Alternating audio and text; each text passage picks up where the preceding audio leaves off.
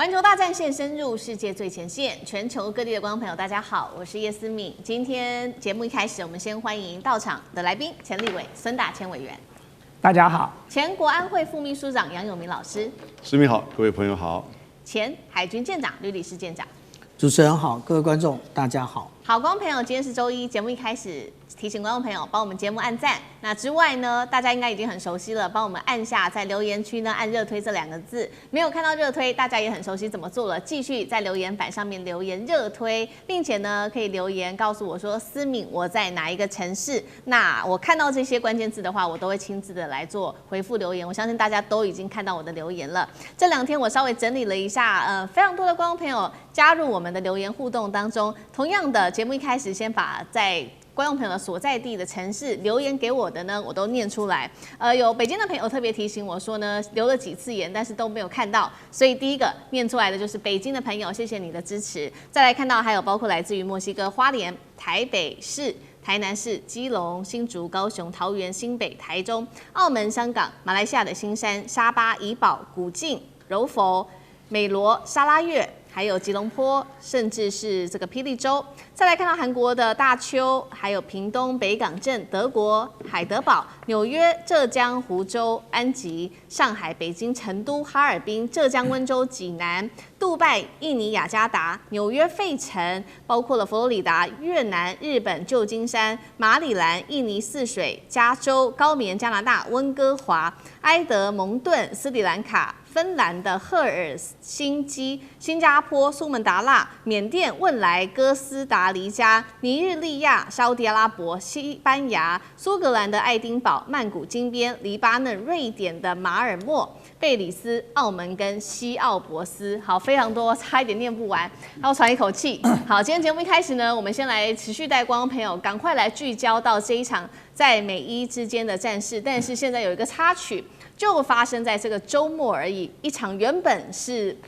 非常金光闪闪的白宫晚宴，却在几秒之间变成了一个枪火的地狱哦。我们来看到的是地勤在这个时候奔驰，枪声四起，权力核心现在他们都集体的 party 求生，还有服务生高喊说：“我还不想死。”带您就这一集来拆解直击美国权力心脏的那一晚。惊险瞬间，赶快来看到的就是时间地点发生在美东时间25日晚间8点35分。白宫本来是举行的这个记者协会的晚宴，开始没有多久呢，来自加州一位31岁的男子，他叫做艾伦，突然间直冲到饭店大厅的特勤安检站，就这样开始与执法人员展开了一场交火。当时看到的情况是，宴会厅内突然间呢，这个枪声四起，现场从欢笑变成恐慌，而且呢，现场一直爆出各种的趴下、低头的尖叫声四起，酒水都洒落了，桌椅非常的混乱。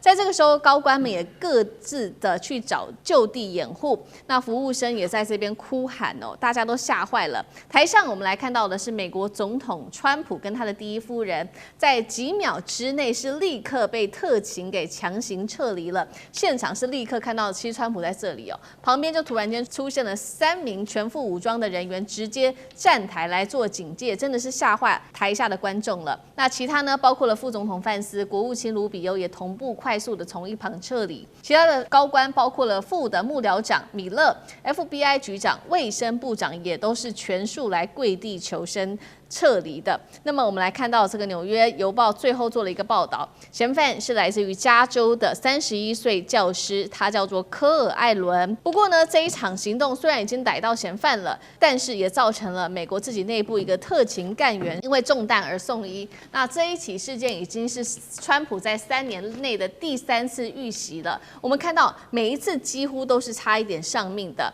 更讽刺的事情是，1981年雷根总统也在同样一个地点遭到枪击，后来重伤。今天节目一开始要特别请教舰长怎么看了。我们先来还原这一场枪击案，枪手当时携带了这么多的武器，却可以加入晚宴，到底是怎么突破这么多一层一层的安检的动线跟这个设计的漏洞，还有现场识别有没有失效，还是内部应变在这当中出现了断层？舰长怎么看？其实我们对于这种总统的这个行程来看的话，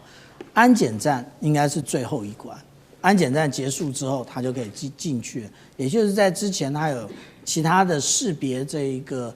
证件啊或邀请函的部分。那其实我们可以看到啊，他所使用的这些装备，例如说霰弹枪啊，或者是手枪啊，以及这一些刀具的部分啊，其实霰弹枪的射程都不长，短短的。然后呢，而且呢，它要造成的是比较大面积的杀伤。那如果说你要精准射击的话，你不会使用霰弹枪。那所以这也就是，它其实只造成了一位特勤人员他的一个受伤，而且那一位特勤人员实际上他是有穿防弹背心的。那现在当然，他的实际状况我们并不了解啊，但是我们可以这样讲啊，也就是当我们看到他这样的一个部分的时候，其实感觉他没有要置任何人于死，而且他感觉上面他发射的这个过程啊，他如果真的要伤人的话，他如果连续发射3到5发的话，实际上应该受伤的不是只有这一位维安特勤，那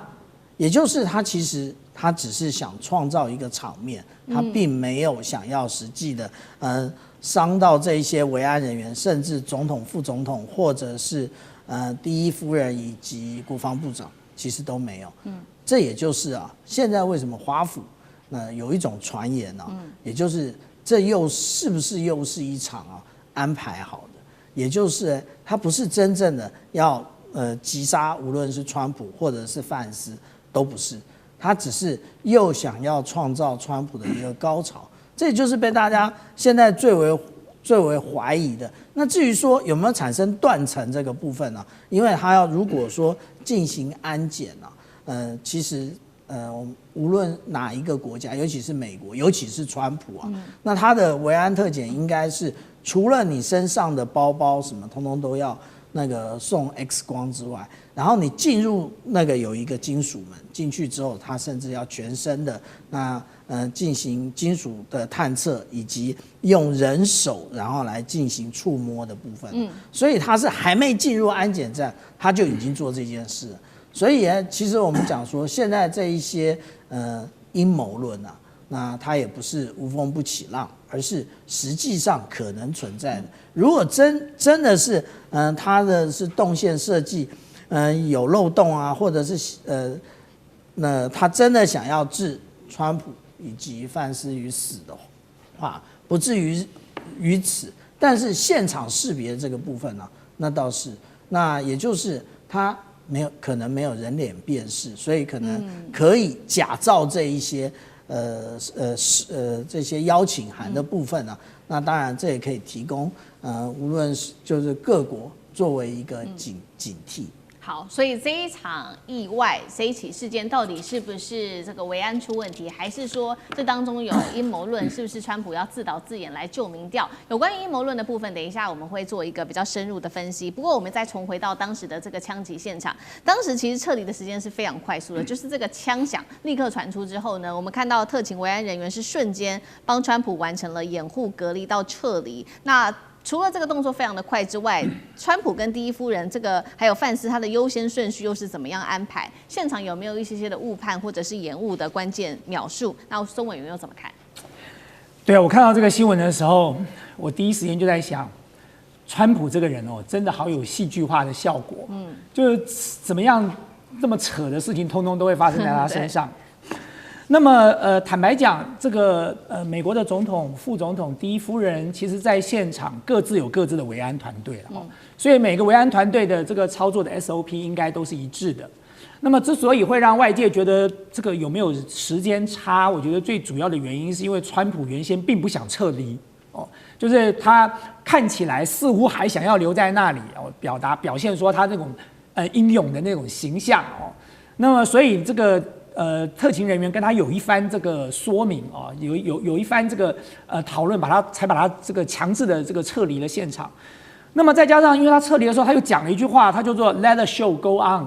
所以你就让外界又开始觉得说，这明明是你要被暗杀，什么时候会变成一场秀了那为什么要 Let the show go on？ 这到底代表什么意义？那我觉得当然啦，你说用这句话就说是川普自导自演，我觉得可能未必如此。但是我认为就是他反正知道那个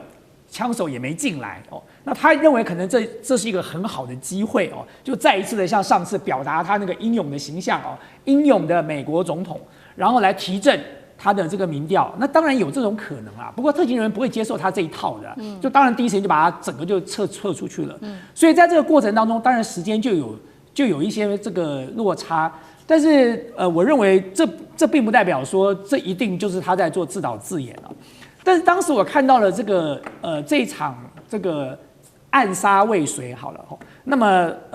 我第一时间当时本来认为说这有没有可能是一种假期行动哦？因为毕竟现在的美伊在这个无限期的延长停火，然后呢希望来谈判，其实这中间最不爽的一定是以色列嘛，就是以色列就恨不得明天就继续开打了哦。那么这有没有是一个假期行动的可能？但是后来看到了那个枪手的背景，就像刚才舰长讲的，看起来也不太像是这个以色列策动的哦，就是实在也看不太出来这种可能，所以你只能把它归纳成为他又是某一个憎恨川普的人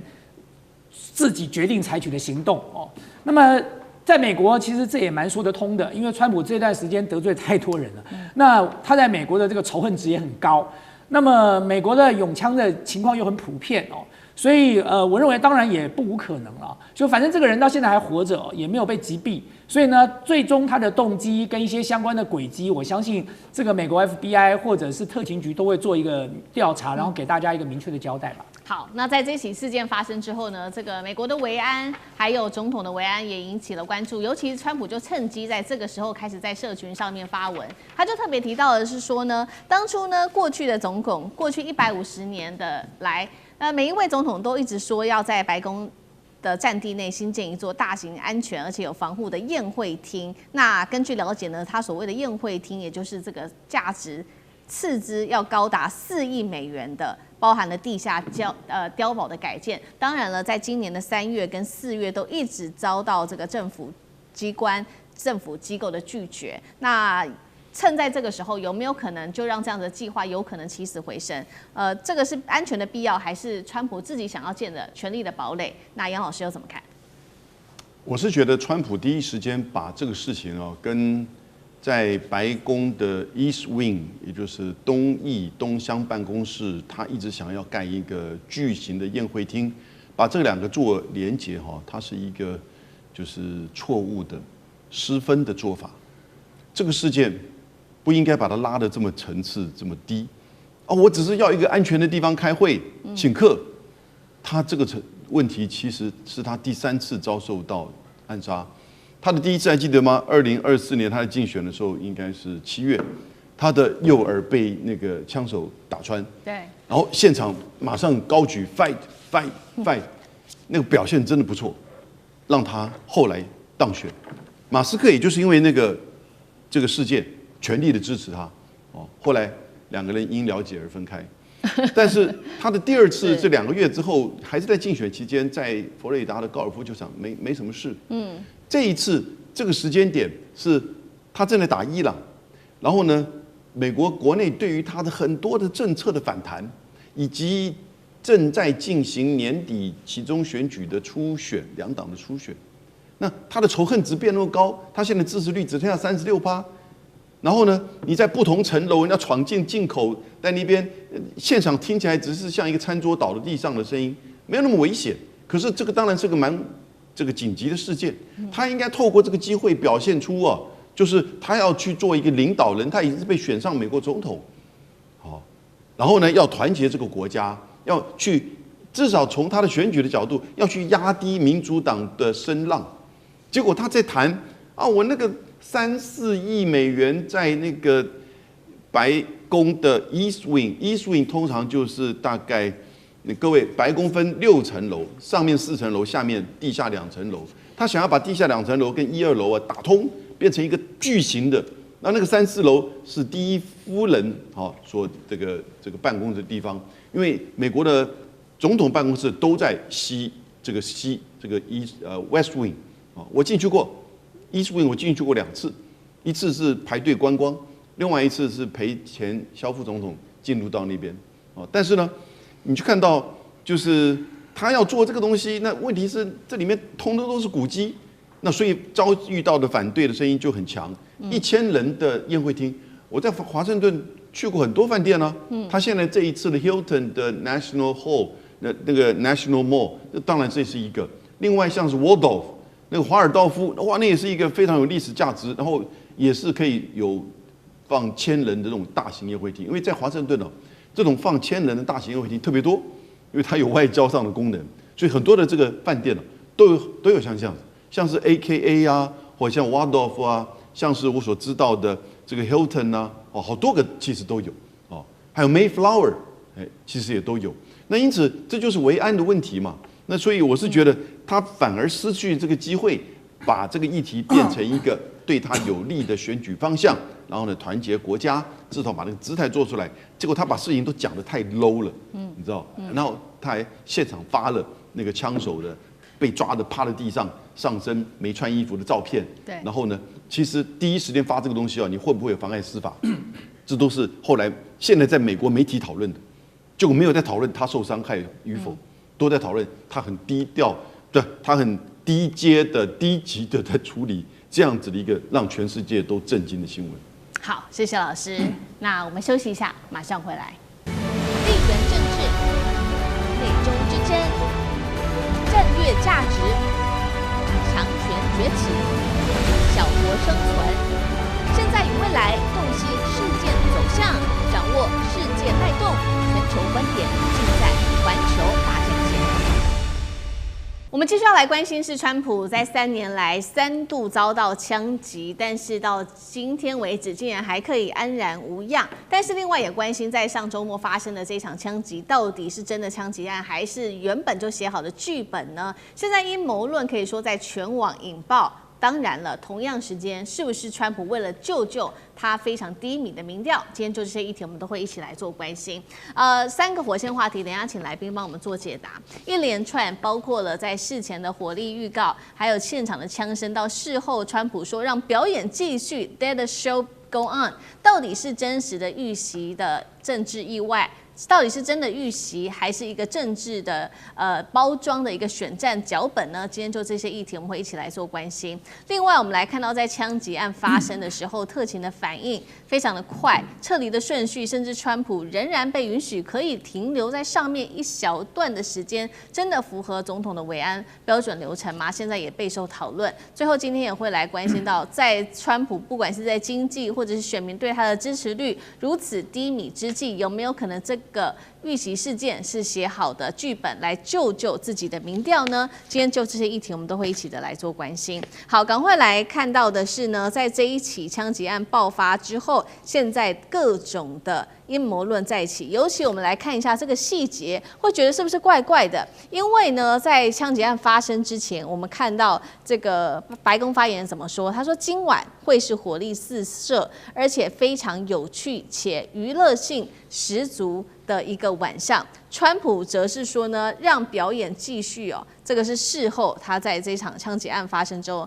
还这样说，所以大家觉得说这件事情有一点吊诡。看看网友怎么说，他们认为说这就像一场安排好的政治秀，根本就是摆拍啊！枪声响起的时候，特勤局居然还可以让川普短暂的坐在那边，还打算让他继续演讲，到底怎么回事呢？俄罗斯媒体就直接酸了，根本就是川普为了自己的支持率在这边自导自演吧。同时间，大家也在看说，是不是为了川普要救自己的民调？同时呢，川普跟共和党现在不是面临各种危机吗？尤其呢，77%的选民认为油价不断的飙升，他们认为川普要负责。那么还有就是82%的选民认为通膨实在太严重了，许多的选民更认为现在美国的经济非常的差。更多的选民是58%选民不会投给支持发动战争的候选人，同时共和党也不断的跟川普来做一个切割，在金钱上大家也是损失惨重，尤其就是川普币这件事情，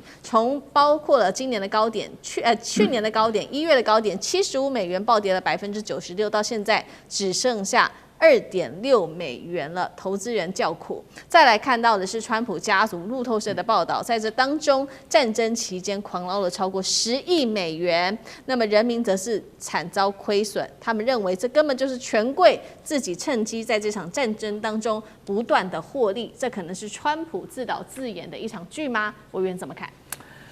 对，我想当然啦，就是外界会认为说，川普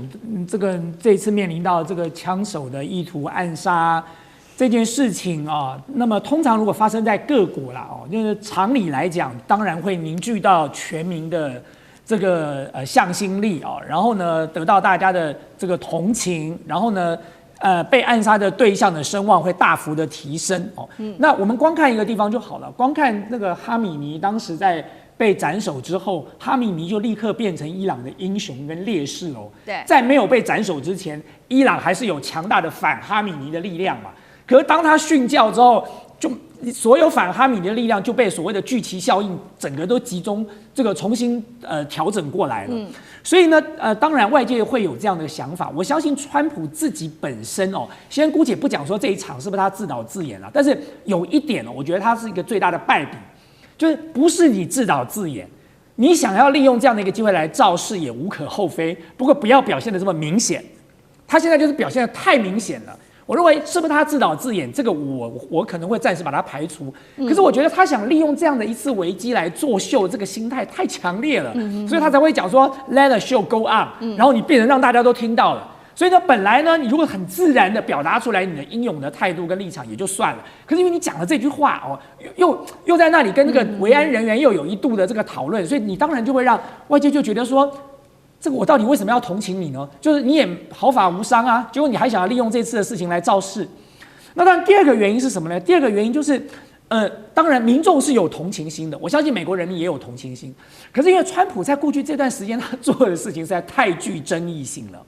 他所做的事情让外界认为他是一个没有同情心的总统，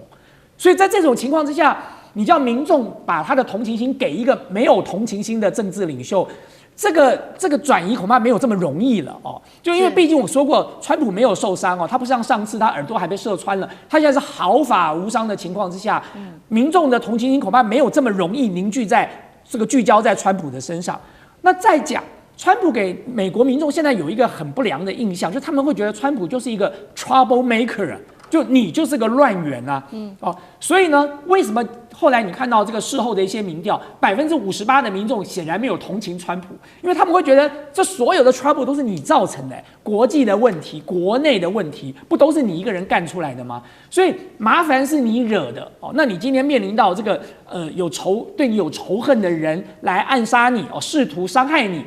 但是问题是，这件事情原本是可以避免的，就国内原本可以不要这么乱的，全球也可以不要这么乱哦。所以川普自己被塑造成为一个 trouble maker， 那就更难这个达到所谓的聚集效应了哦。那更不要讲说川普现在有太多弊案在身上了。你先不要讲说这个相关的这些丑闻了，你就光讲说他在这一段时间他有没有操纵股市，他有没有操纵这个加密货币。这些东西都在这个调查跟报道的当中，让更多的民众都看到了。所以我当然认为说，川普可能会认为，或者是原本外界会预期会有所谓的聚集效应，因为这件事情川普就顺利过关了，然后呢，他又可以重新得到这个民众的认可，或者是在同情心的驱使之下，他的民调可以从这个30几%反弹上来。但是显然这几天看起来并没有这样的效果哦。那我觉得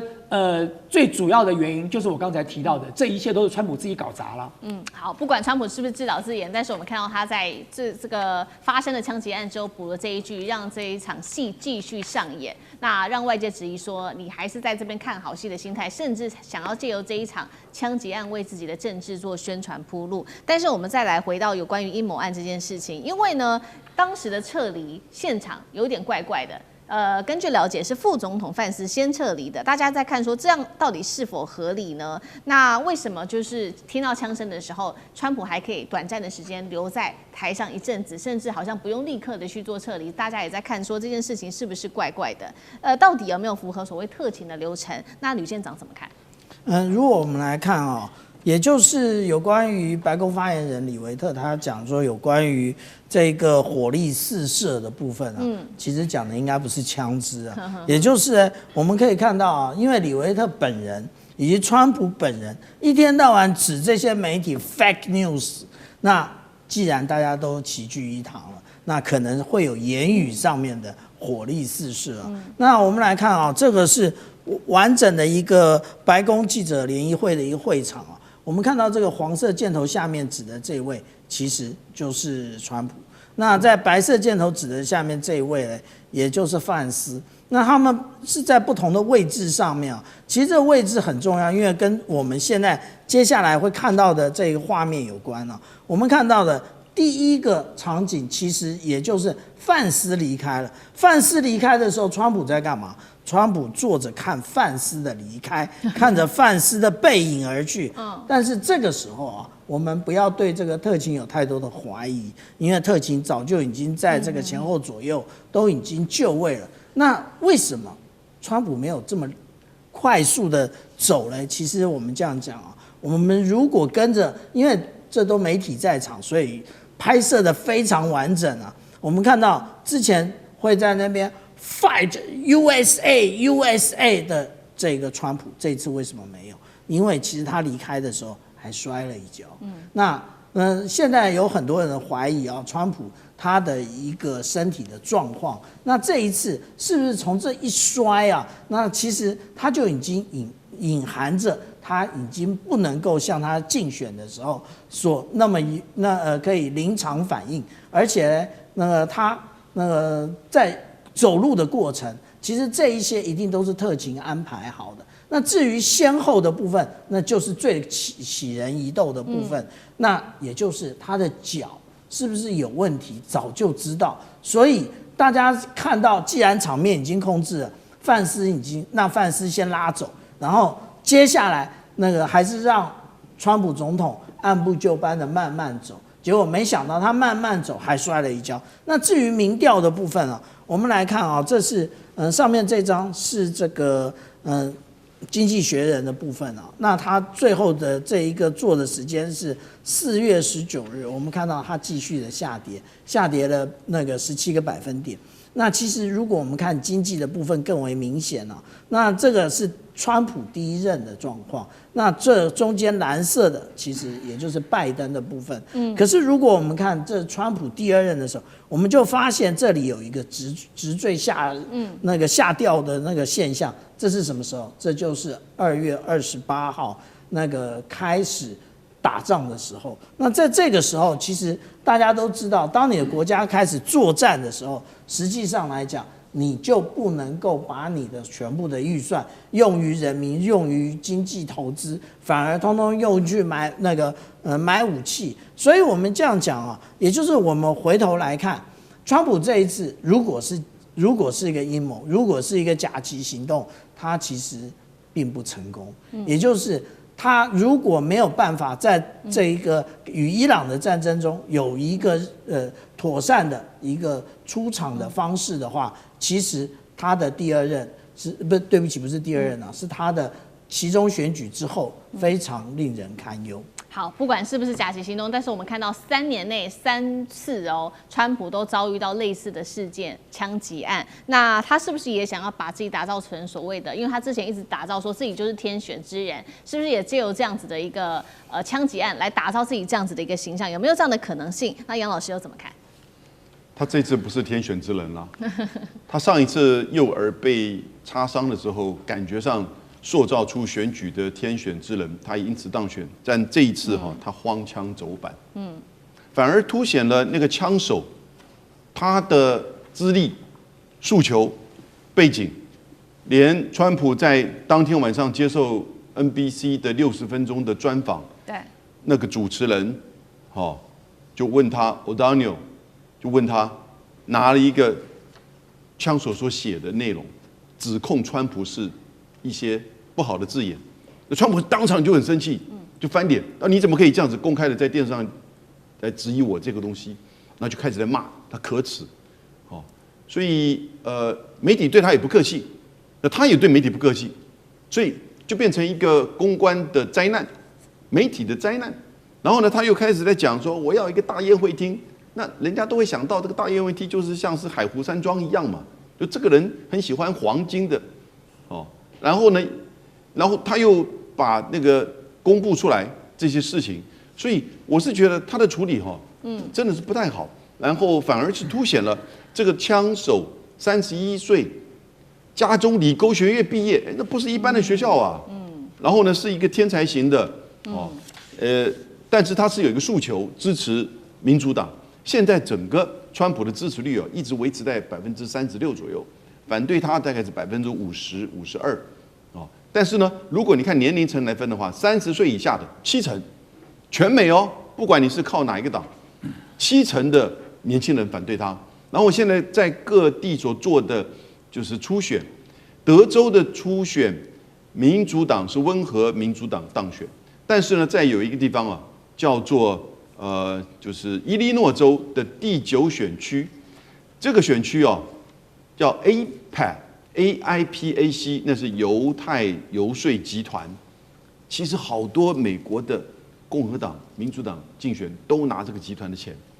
那这个集团在这个伊利诺第9选区花了540万美元，400万在支持他们喜欢的那个，140万呢，在不断的做负面的广告，批评就是反以色列政府，支持巴勒斯坦跟伊朗的民主党的候选人。结果他那个是州参议员的选举，结果州参议员选举出来，那个民主党人胜了。所以 AIPAC 犹太的集团花了540万美元，不可能。现在整个美国这个氛围在转变，因为他看到整个加沙战争到黎巴嫩南部以及对伊朗，你这个都是在屠杀，然后没有道理去攻击别的国家，然后造成自己油价高、经济不好，年轻人受不了，到处都在 No Kings 的抗议，然后呢再加上艾斯移民各个层面。这个川普已经有一点像是疫情刚来的时候一定真的是荒腔走板了。我觉得接下来他可能会越演越差记不记得那个时候他还说要吃那个杀虫剂，然后呢那个洗衣剂还可以这个杀这个 COVID 的那个 virus。但是呢，他这个时候会不会讲出一种很荒唐的话，我们不知道。但是呢，现在的整个美国的国内的氛围是往这方面走，而这一次的暗杀他又处理不好。那反而让大家更加的这个对他的这个仇恨值就会更加的高。好，谢谢杨老师。那我们休息一下，马上回来。地缘政治、内中之争、战略价值、强权崛起、小国生存，现在与未来洞悉事件走向，掌握世界脉动，全球观点尽在环球大战线。我们关心每一战是来看到伊朗的最新消息，是他的 F5的战机穿透了美军的防线，并且呢轰炸了科威特的基地。那在这当中有什么内幕？今天正式的曝光，我们等一下做一个比较深入在军事上面的解析。另外，来自于伊朗自己的说法，他们宣称呢自己已经把美军的 GBU-57，也就是巨型钻地弹给摧毁了。到底如何做到的呢？再来就是 CIA 摩萨德也被渗透失败吗？今天就是这议题，我们都会一起来做关心。好，这是来自于其实呢是美国媒体 NBC 最新的一个报道，他说伊朗的一架老旧的 F5战机呢是突破了美军的多层防空在这个21世纪的这种多层防空网下面，还是直接飞进了科威特，在这个布林营基地的上空，而且在这上空呢，它是直接投下了炸弹之后，成功的返航，完全无事。大家就在看那 F5战机的一些小档案有哪一些呢？其实它已经是2线的战机了，在1960年代的轻型战机，美国是在当时呢这个巴勒维王朝的时候出售给伊朗的，结果后来因为美国跟这个伊朗的关系不好了之后，中断了技术给伊朗，并且后勤跟弹药也都不给了，于是呢伊朗就改用了中国大陆跟俄罗斯的武器跟他们自制的导弹。但是同一时间，我们也来看到，除了有这样子一个成功的案例之外，大家也在关注说，为什么五角大厦都不愿意把这件事情给公开，而是到今天 NBC 媒体才把它报道出来呢？等一下我们来一起做关注，到底原因为何来做解密。另外一方面，伊朗也公开宣称了它的一些非常重要的战果，包括摧毁了3枚来自于美军的巨型钻地弹，并且拆除了1枚美军遗留在詹省的一个未爆弹。他还说呢，已经捕获了美以支持的武装组织的据点，扫荡了在这边的亲美势力。再来，他还说呢，逮捕了与摩萨德有关的间谍以及他的雇佣兵，并且缴获了美以一直长期提供给反抗势力的大量武器，当中包含了8个火箭筒、2000多发的弹药、90个炸弹引爆器、18枚手榴弹、5枚的迫击炮弹。还有呢，包括了无线电、通信设备等等。我们先来关注伊朗这一架F5这种老旧战机是如何可以突破美军的层层包围的防空的这个防空网来做一个突破，那完成轰炸还可以全身而退，这当中的任务到底有多艰难？那美军在中东的防空体系难道是真的出问题了，才可以让伊朗做到这样子一个在空中的突破吗？舰长怎么看？我们对于这个美国在于波斯湾的防空网的绵密这个概念，应该是存在2月28号之前。2月28号之后，很显然不是如此。为什么？如果我们看这张图，我们就会知道其实当初那个在这个阿联酋，其实它有萨德，然后在卡达这边它是有长城预警雷达，那其他这一连串的。那个机场其实它都有一个防御的，无论是爱国者或者是这一个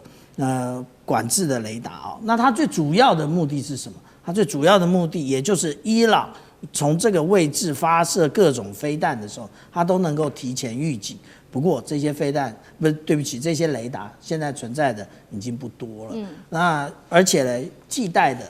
这一种机动雷达。那实际上来讲，它的射程，它雷达搜索的范围没有办法跟我们刚刚讲的长城预警雷达或者是萨德之眼，也就是萨德雷达相比现在美军最主要的有关于防空的建立是什么？也就是有关于 RQ4 的部分RQ4 我们现在可以看到这是4月24号 RQ4 降飞。那同样的，今天那早上那个 RQ4 从这个伊拉克这边一直往波湾这边飞，意思是什么？意思也就是说，现在他们真正的防空网只能靠这些高度长航时的无人机了。那至于说为什么 F5可以存在，F5的存在其实就跟我们上一次在这个之前我们看15号看到这个护航巴基斯坦的高层到达德黑兰的状况一模一样。那个时候出现的不是 F5，那时候出现的是幽灵式战机那个时候出现的照片在这一张那但是呢，其实如果我们来看这一个伊朗，它的有关于战机，它也有类似台湾佳山基地的这一种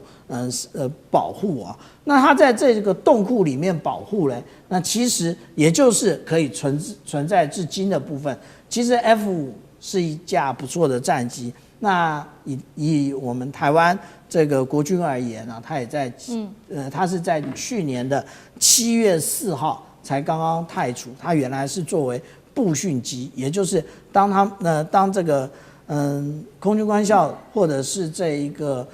常备飞行常备军官班毕业之后，那他们会从这个飞完 AT3 之后，现在是永鹰飞完那个 AT3 之后去飞，以前是 F5，现在已经改成永鹰了。那也就是步训机的部分。那我们来看这个，也就是其实伊朗一直很爱惜这个当初在巴勒维那个国王的这个期间里面，其实除了 F5 幽灵式之外，还有之前全部被击灭的这一个 F14这个熊猫式的战机那其实呢，他们应该还有4艘这一个具有这个区域防空能力的这一个基德级舰可是后来因为交恶美伊交恶之后，那4艘就被封存，现在那是4艘起封之后都在台湾。所以我们讲到说啊，其实伊朗这么多年，它已经没有什么新式装备了。那现在就是因为他们使用了弹道飞弹无人机，把这一个美军在波斯湾所有的防空系统全部击灭，所以只剩下无人机。可是无人机它终究没有办法掌握每一寸土地，就给了之前的幽灵式现在的 F5机会。好，所以看到伊朗这个新一波攻势哦，除了我们先前讨论到非常多的无人机啊、导弹之外，现在还有这个 F5这个比较老式的战机。同样的问题也特别请教委员又怎么看？到底它又是如何可以做到这样子一个大突破的？再来就是说，伊朗的另外一个战果，他说摧毁了3枚的这个钻地弹，那大家就在看说，是不是上次的突袭行动留下来的这个突袭行动留下来的遗留的物，那趁机。这个让伊朗可以趁机来做销毁，并且把技术也留给了伊朗吗？委员怎么看？是，我想刚才舰长已经给大家介绍过了嘛，就是美国跟他的盟邦，包含以色列的，在中东布下的多重的这个防空系统哦。那么，但是这一次的 F5之所以能够成功的去突袭了这个美军在这个中东的基地吧，布林营，其实最主要的原因只有一个，就是因为它够老旧了，因为它实在太老旧了。就是这是一个老旧的飞机，老旧的飞机呢，就是飞很低，然后又飞很慢。可是各位知道，现代的这个防空系统，它防的都是导弹哦，防的都是这个尖端的什么隐形战斗机，所以对美国跟以色列还有它在中东所布防的这些多层次的防空网，他们锁定的都是高空。那低空呢，反而就变成另外一个盲点。为什么是盲点？因为他们要避免误击民航机，他们也要避免很多杂讯的干扰啊。所以呢，照这一次所释出来的各种讯息看起来，那架 F5呢，就是因为它飞得很慢，又飞得很低，所以在这种情况之下呢，它就顺利的在这个盲点当中顺利的往前突进了。那更重要的一点是，伊朗不是只派了这一架，他在这架飞机这个执行任务的时候，他同时大家对一下那个时间，他同时派出了大量的无人机群呢。在高空吸引了所有的这个美国、以色列还有这些中东基地的这些防空网的注意啊，所以这个时刻所有的防空系统都在打这些无人机群呢，反而让这架 F5的这个战斗机能够顺利的飞了进去。那飞了进去之后又来了，它为什么能够顺利炸到呢？因为它用的就是最笨的炸弹，就是自由落体的传统炸弹。就我们以前在看那个电视，就是打开那个炸弹就自己掉下去了，没有任何的导引哦，没有任何的电子讯号。如果你有个电子讯号啊，那个他们的防空系统还可以侦测到这件事情。可是显然他们也没侦测到，原因是因为那颗炸弹就是一个叫笨弹，就是它完全没有任何的电子导引的信号，它就是一颗垂直落体的炸弹，完成了任务，然后顺利的飞了回来。所以我觉得当然。这是侥幸啦，就是我相信美国也会在防空网上做出适度的调整嘛，因为这件事情发生了，就代表说这不可一不可再了哦。那么，但是就如同刚才舰长讲的，就是显然伊朗也保留了一定的空军实力。那光是这个包含像刚才舰长讲的幽灵式战斗机，就代表川普说他把他的飞机都打下来，这显然不是这样的嘛，他还保存了这个一定数量的战机在他的在这个机堡里头哦。那你至于说这个所谓的这个钻地炸弹哦，今年2月美国政府希望波音去补充了这个 GBU-57的钻地弹哦。那么所以就代表说，其实美国在钻地弹这件事情上的这个损耗量也并不低哦。2月的时候他们就开始大量的来补充了。那到底是不是为了这一次的攻击做准备不知道，但是呢。要看到伊朗这一次他所得到的4枚，不是3枚就4枚钻地弹里头，他引爆了3枚，因为这3枚他说他没有办法拆除引信，他就可能把它就地引爆掉了。可是有1枚，他宣称他已经拆除引信了，所以他把它转移了。我觉得这对美国来说才是最大的危机。你说4枚没有爆，顶多就是说这个炸弹这个效果显然有待考验或者是因为它钻地钻太深了，所以你那个深层的这个引爆的引信来不及引爆了那么所以就变成一个哑弹在那里了。但是问题是，如果让这个伊朗把它拆除了引信，把它移转了，那就是另外一回事喽。所以伊朗就可以来研究什么？所谓的钻地弹最重要的其实不是那个炸弹的量，关键是在于它有一个高强度的合金的外壳，就是这个因为我自己是念材料工程的，就是说你这个要钻下去哦，你必须要有很强的这个合金外壳，在钻的过程当中，它才能够顺利的钻到一定的深度。然后你在深层的时候，你还要有一个延迟引信啊，就是它钻到了某一个深度之后，它才能够引爆。太早引爆没有效果，钻的太深再引爆，可能这个接收不到这个引信了。所以它其实要搭配的刚刚好。所以如果今天你让它顺利的移转了这个钻地带呢，这个 GBU57重型的钻地带，那极有可能做出逆向工程哦。那么就算没有逆向工程，它所得到的参数，伊朗就算自己不用，中国大陆跟俄罗斯都可能用哦。就基本上他们就掌握了这种所谓的高强度合金外壳的这个技术了。那你更不要讲说伊朗自己的反制措施啊，就我掌握了你这个东西之后，我就知道说哦，大概多深，大概会爆掉，所以我接下来我在进行地下工事防御的这些碉堡新建的时候，我就会考虑我的深度要挖到多深，我应该要用什么样的强度才能够有效的抵御这种高强度合金外壳的这个在坠落的过程当中的冲击。所以这些东西其实都是打脸美国啦，就是让川普脸上无光嘛。就这跟川普当时这个忽悠全世界跟忽悠美国人民的，显然就不是事实了。好，这场战事也证实，这个包括伊朗内部的军事武器，其实是有很多都还没有拿出来做使用的。那并且呢，也是借由这一场空袭行动，拿到了美军的钻地炸弹，恐怕会来进行的是逆向工程，这个是美军目前为止最担心的事情。这是在军事行动上，伊朗说他的重要战果，另外一个战果就是我们刚刚也特别提到，在政治上的战果。他说呢，捕捉了 CIA 跟摩萨德的这一些人，并且来做扫荡，真的有可能吗？那杨老师又怎么看？他是宣称他逮捕了数十人，就是在伊朗的在地协力者，针对摩萨德或者是 CIA 的，所以。情报方面，我们看到在这个战争后期的时候，当以色列在3月底在做第2次针对伊朗的高层的斩首行动之后其实你看到后来的讯息就比较少，尤其是后来几次的从大概77波以后一直到100波的这个就是伊朗的这个攻击以色列边所掌握到的情报，尤其他自己本身的核弹基地也受到攻击的时候呢，大概就知道。在伊朗当地，以色列跟美国所做的情报网差不多一定的程度瓦解，而且就算没有瓦解，其实大概效能也没有像以前那么高。为什么？因为伊朗的政府被你整个更换了嘛。它更换之后呢，第一个它先去中心化，那你情报的掌握就不容易。第二个，当它新的政府就是穆吉塔巴政府开始形成的时候呢，它也没有立即的形成一个单一的集体，而且它换了很多人。所以只有在政府层面这边，总统啊、外交部长一直都还存在的他这个体制，但是呢，革命卫队这边呢，基本上已经整个权力结构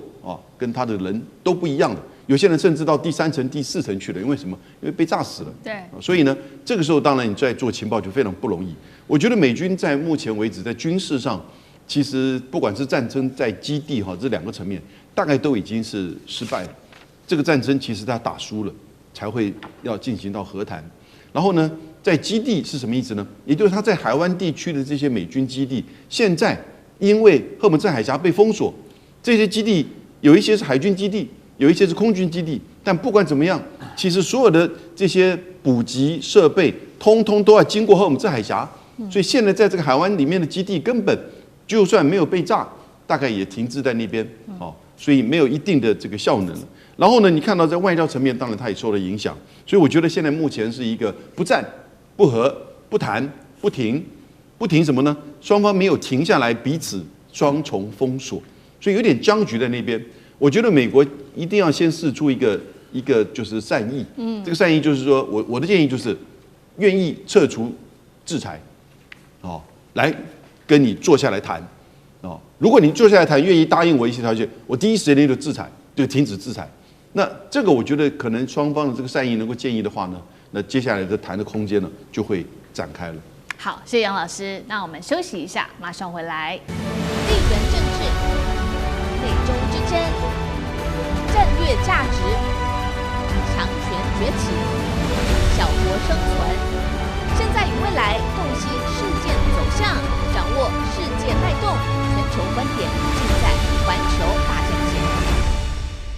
好，好，来看到美伊现在和谈破局，要找普丁来做撑腰，难道是恶意要联手一起来对抗川普吗？另外今天也会关心到是荷姆斯海峡，它有这个海底的电缆，现在说掌控全世界18%的网络重要资讯流量，伊朗恐怕会这个断线。那么如果真的断线，会重创华尔街之外，还会重创全球的金融市场跟经济。今天就这些议题，我们都会一起来做关心。我们先来看到是在这个时间点上，伊朗的外长呢，他这个时候他是阿拉奇前往飞向了俄罗斯，准备跟普丁展开会面。那俄罗斯方面也证实了，确实是有这一项事情，到时候双方会就美伊的谈判跟停火一起来展开一个比较深入的交流。事实上，从美伊开战以来，俄罗斯可以说是被视为最挺伊朗的国家，所以这一次如果真的见上面了，普丁会不会进一步表态？外界也特别关注。换句话说，俄罗斯会不会从过去只是纯粹上的支援，走向军事跟战略的绑定？这个是外界一直在做关注的。那我们也特别来看到说，如果说俄罗斯这一次再次的介入的话，有可能会提供伊朗哪一些东西呢？现在外界也在猜测，这当中包括了我们谈了很久的这个卫星侦察跟战场情报的支援、无人机的技术升级跟战场回馈的整合，还有军工的关键零组件，会不会提供发动机、导航系统，甚至是在外交上面的掩护，还有苏35战机军售跟科技合作。现在大家就在看说，会不会俄罗斯能够提供这一些？伊朗除了跟俄罗斯要见上面之外，现在也传出了跟许多的国家，这当中包括了阿曼、苏丹、卡达、沙烏地、埃及、法国。也就是说，在中东跟欧洲国家都展开了多线的外交网。所以节目一开始特别请教杨老师怎么看了这一次美伊和谈第二次又再度的破局之后，阿拉奇特别跟普丁来见面，是要拉俄一起来制美吗？杨老师怎么看？我们看到战争从2月28号到现在，我觉得有3个阶段哈。第一个阶段就是这个战争阶段，然后呢，到了战争阶段的后期的时候，在3月底到4月初的时候，你就看到各种的这种促谈的外交互动阶段。那但是呢，它使得没有错，2轮的会谈，但都没有进展。这个关键可能就在美伊之间完全没有互信，而且对彼此对方提出来的条件跟要求呢，完全不退让。可是这个外交接触的这个阶段呢，很多国家介入。其实巴基斯坦是其中一个，埃及然后土耳其这些国家都有。那最后面还有一个很重要的，那就是中国大陆跟这个俄罗斯。我觉得在第2个阶段的外交促谈的，就是接触谈判的这个阶段当中，中国在巴基斯坦的后面其实扮演重要的角色然后你也看到后来就是阿联酋的王储甚至还到北京去跟习近平见面。对。然后呢，沙烏地阿拉伯的这个王储穆罕默德也跟习近平通了电话，所以就表示说，其实中国是透过巴基斯坦以及跟海湾国家的互动，让这个情势希望能够缓和下来。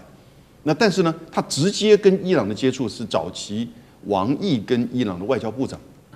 那现在到了第3个阶段，你去看到现在已经就是有一点不战不和停滞在这边的时候，现在第3个阶段就已经在布局，就是和谈之后的外交的这种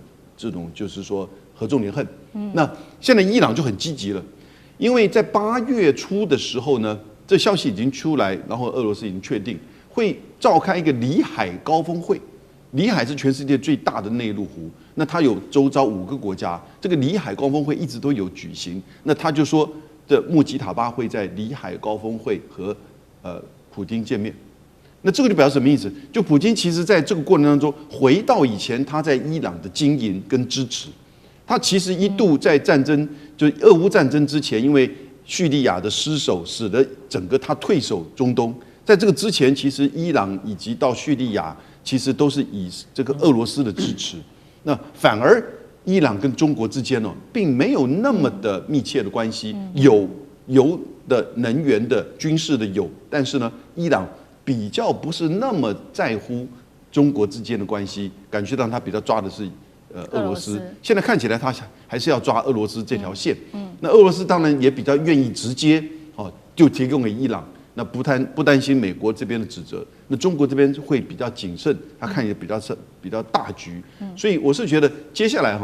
其实就会回到就是战前的这种情况。那当然，整个伊朗是受创很深，那俄罗斯会再一次的进入到，就是透过伊朗进入到中东地区。那我觉得整个中东的这个整个棋局又会变得复杂化。好，所以伊朗现在背后有俄罗斯在战略上面的绑定，那另外一方面跟这个美国之间的冲突则是在持续扩大，而且呢，现在喊话双方都在给对方这个极限施压。美国做什么事情呢？他说，这个美国封锁了伊朗的原油输出，哈格岛的原油储量已经快要爆掉了，这是美国说的第一件事情。第二件事情是最新消息，美国说了他不会续签伊朗、俄罗斯的石油豁免。专家示警说，接下来油价可能会更加的波动了。那再来，伊朗又怎么样对美国放话呢？他说，荷姆兹海峡持续的封锁，只给友好国家可以通行之外，现在呢被指出说，伊朗它还可以控制7条的关键海底电缆，这些电缆总共是7条，连接包括了中东、欧洲、亚洲、非洲。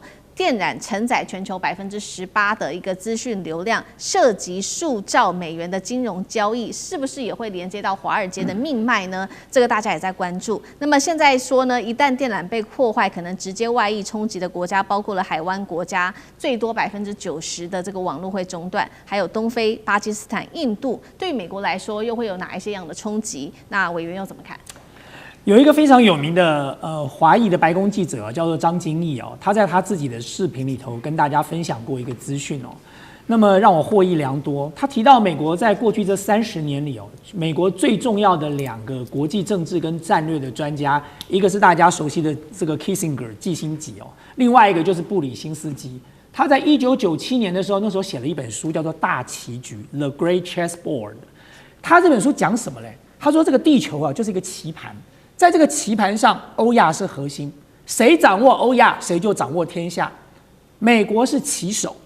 然后呢，中国、俄罗斯、欧洲这些国家都是棋子他认为美国是单极霸权了，美国是下棋的人。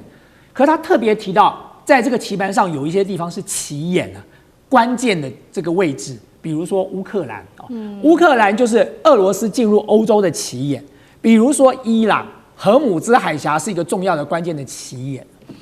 但是他当年就不断的在提出这个书里头提出警告，后来又再写了第2本书，叫做《The Second Chance》，一样就告诉美国总统你应该要做对的事。无奈是这30年来，美国的总统大部分都做错的事。这一次，川普很成功的把这个棋眼变成了棋手了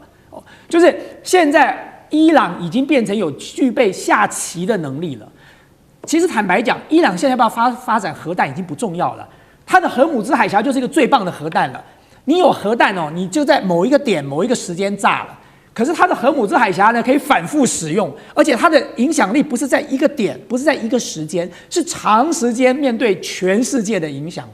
所以其实美国把荷姆兹海峡送给了伊朗了，伊朗自己手上就握了这个核弹了。那么荷姆兹海峡大家现在所看到的是石油，那么我们也讨论过了氮肥就是要做肥料的这些原料但是大家就不知道说，其实荷姆兹海峡地下这个海底有7条重要的电缆，这些电缆当然传递了各式各样的资讯，尤其在现在的网络时代，各位就知道海底电缆一旦断了，这个很多的资讯就完全不流通了。更重要的是，所有的跨国交易，特别是金融交易，都会受到很大的影响那么为什么荷姆兹海峡这几条电缆这么重要？各位知道，其实美国华尔街最主要的资金是来自于中东的，这是美国跟中东国家的默契，就是你用这个美元来做石油计价，然后呢，你们中东国家卖了石油得到的美元，你都存在我华尔街的银行，你都投资到我的华尔街来，所以你就可以想象到，这个美国的华尔街跟中东的投资人之间的关系是很密切的。各位知道，金融交易差1秒的延迟就差很多了。那如果今天这个整条的这个电缆线断掉了，那就更是一个灾难性了。这对整个华尔街来说，几乎所有的交易都不能进行了。那你更不要讲说，现在还有运算中心呢。现在美国很多的运算中心，全球很多大的 AI 公司的运算中心都设在中东因为中东最近为了要做转型，所以他们不断的在推广建设这个运算中心。海底电缆断了，你的运算中心的资讯怎么得到？你算的东西怎么送出去？你会对全球的 AI 产业造成冲击所以，如果今天这个电缆真的像这个伊朗最后使出杀手锏，把它这7条给它切断了，那对全球的金融跟经济来说，这是另外一个重大的灾难了。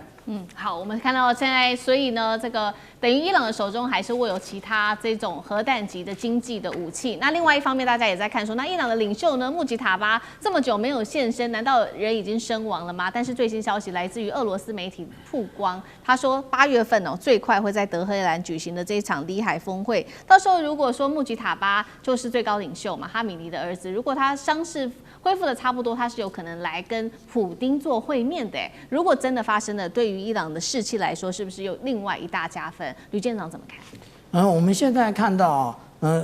为什么定在8月份？也就是，如果按照现在大家讲法，穆吉塔巴现在受了重伤，然后也在恢复之中啊。那其实呢，现在一直另外一个传闻，也就是伊朗政府内部内斗的很厉害啊。那其实我们应该可以把它归类成2个部分啊，一个也就是以这个革命卫队为主的这一个教士集团啊，那或者是另外一个，也就是我们讲到主和派的，也就是透过普选所那个胜选的这个总统以及他们下面的19个内阁，其实都是啊。那现在呢，如果说可以见面的话，那当然对于伊朗的士气来讲，也就是如果他们最高的一个政教的